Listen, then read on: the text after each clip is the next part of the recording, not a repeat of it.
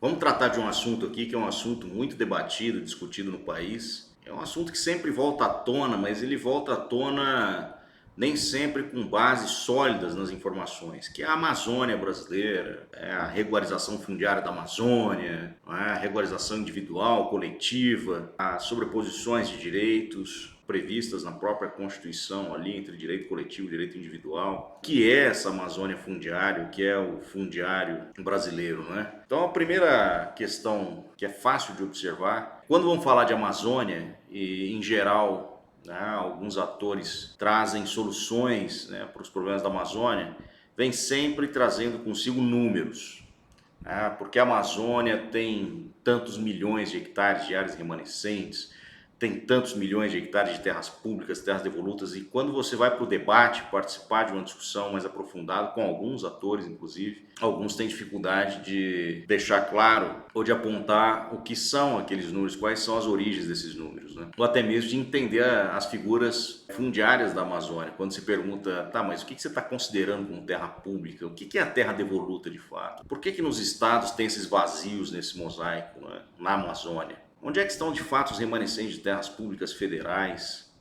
Quanto é que o Estado brasileiro, o governo federal, já destinou de área na Amazônia Legal para unidade de conservação, terra indígena, território quilombola?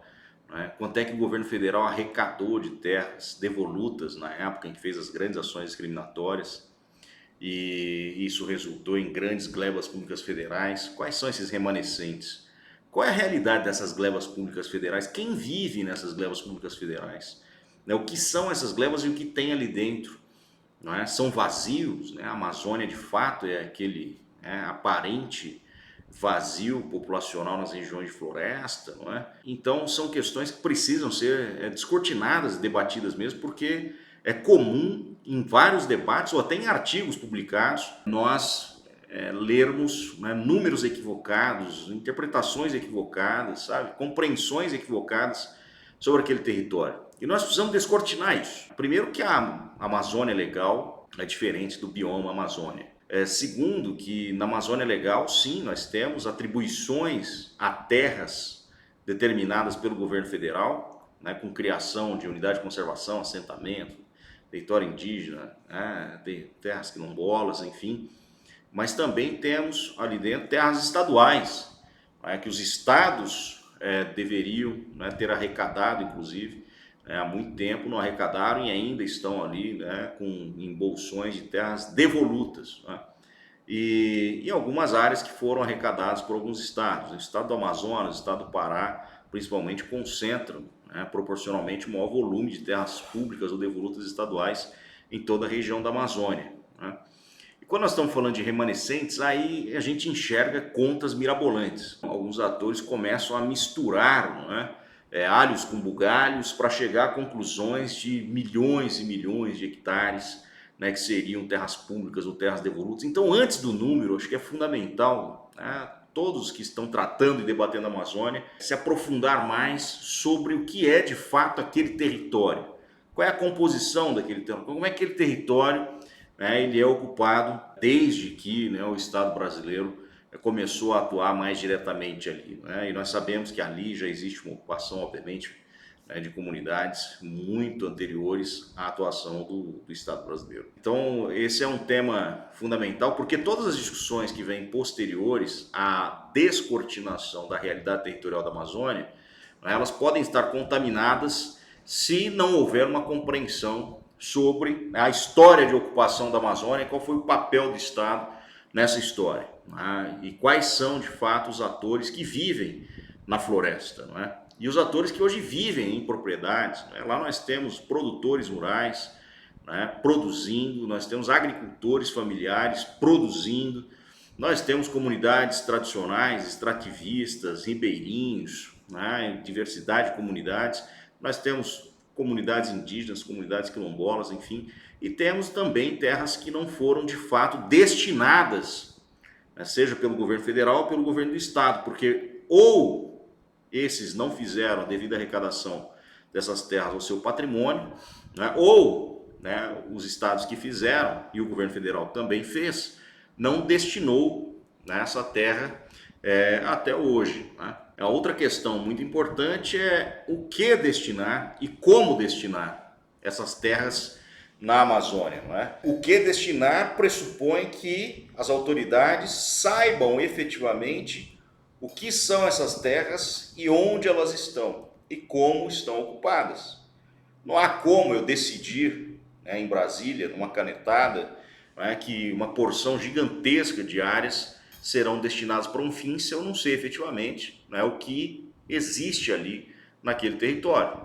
Naturalmente, ela tem que ser destinada para um fim que seja adequado à realidade daquele território. Né? E boa parte, né, da realidade ocupacional dessas áreas remanescentes da Amazônia não são conhecidas. Isso por um motivo e um fator que nós chamamos de debilidade fundiária, ou seja, o Estado não tem, não é, uma informação adequada sobre o uso e ocupação da terra e não tem essa informação sequer sobre as terras que o próprio Estado, seja o governo federal ou o governo do Estado, os governos estaduais, operaram as arrecadações há décadas. Não é? E por que não tem? Porque naturalmente nós estamos falando de um território gigantesco em que áreas foram objeto de intervenção do governo federal, dos governos estaduais, através dos grandes processos de ações discriminatórias, onde o governo estava ali, né, a partir da Lei 6383 de 1976, discriminando o que era terra pública do que era privada, que era devoluta do que era privada, arrecadando as áreas públicas para destiná-las posteriormente. Né, e não o fez. Né, isso restou aí no governo federal em torno de 50 milhões de hectares de terras públicas federais na Amazônia e terras públicas estaduais, nós temos também milhões de hectares. Existem números aproximados, né? Tem publicações recentes aproximando alguns números, mas não são assertivos, são números construídos a partir da exclusão de dados. Não é? Ou seja, se faz uma análise de informações geoespaciais sobre todas as ocupações possíveis de serem enxergadas nas bases de dados oficiais que contêm informação geoespacial, polígono georreferenciado, não é? E utiliza principalmente o cadastro ambiental rural, e nós sabemos, né, de toda a fragilidade dos dados produzidos, né, no cadastro ambiental rural, e a partir desses dados você vai já excluindo aquilo que já tem uma destinação, tá? E vai sobrando os vazios, né, nesse mosaico, e a partir desses vazios aí deduz, né, que pode ser ali nesse vazio, né, terra devoluta estadual, ou terra pública estadual que não está nas bases de dados geoespaciais oficiais, né, mas esse número ele pode estar errado, porque nós podemos ter nesses vazios aparentes das bases de dados oficiais de dados geoespaciais, nesses vazios nós podemos ter propriedades privadas e áreas destinadas que não estão constando nas bases de dados oficiais de informações geoespaciais.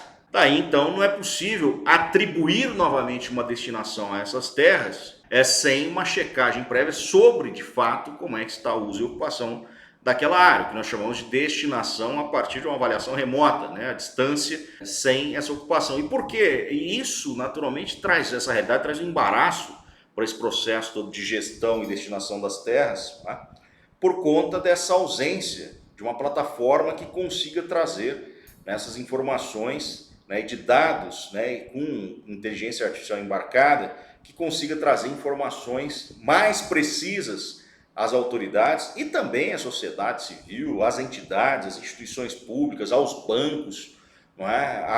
Às empresas do agronegócio, às cooperativas, né, de agricultores, enfim, todos deveriam, né, ter acesso a informações sobre essa realidade territorial, não é?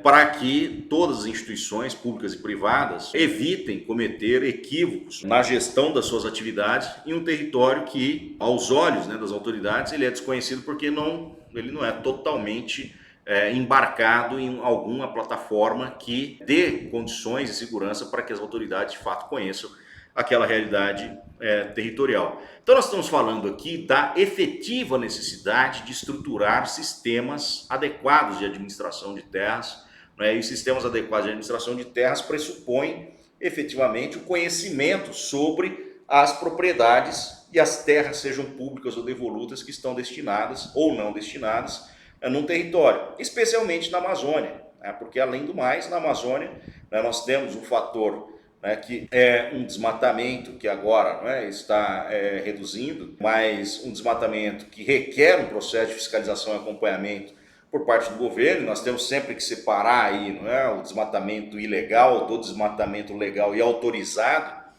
pelos estados, mas mesmo o desmatamento ilegal, não é, ele requer um processo de observação, acompanhamento e monitoramento que exige o conhecimento por parte do Estado brasileiro daquela realidade territorial. Não é?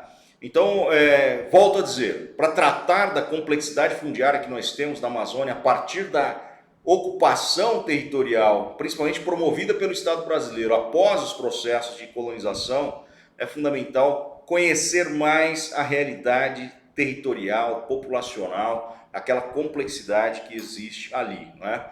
Depois de compreender isso, compreender todo o arcabouço jurídico e legal que foi construído pelo Estado brasileiro, né, especialmente depois da década de 60, não é? Com a aprovação do Estatuto da Terra, compreender todo esse arcabouço legal para também entender por que aquele processo de ocupação e destinação das terras se deram daquela forma e quais foram os regimes, né, e os instrumentos utilizados pelo Estado para destinar as terras daquela forma. Compreendendo esse arcabouço da realidade complexa aqui, né, aí nós vamos poder olhar aquele mosaico e entender melhor esses números, não é? Entender ainda mais aquela ocupação, a complexidade daquela ocupação e os atores que estão ali ocupando. E nós precisamos tratar disso porque nós estamos num país, não é, que tem 502 milhões de hectares de Amazônia legal, não é, e num país em que se considera como uma Arábia Saudita do mercado de carbono, ou seja, o mercado de carbono, né, que é um ativo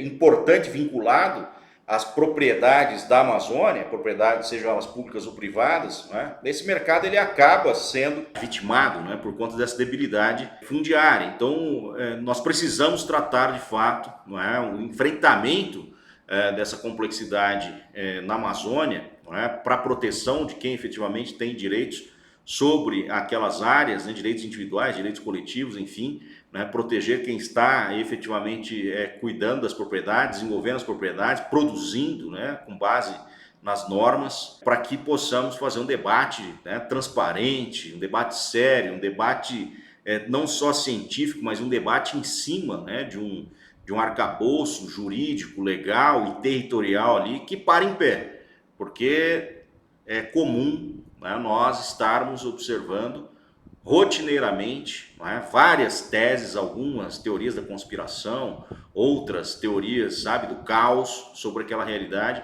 e quando você vai aprofundar e apertar mais sobre aquela realidade de fato, ou inclusive questionar algum desses atores, alguns têm dificuldade de explicar, não é, os argumentos que estão apresentando, né, apresentando a teoria do caos.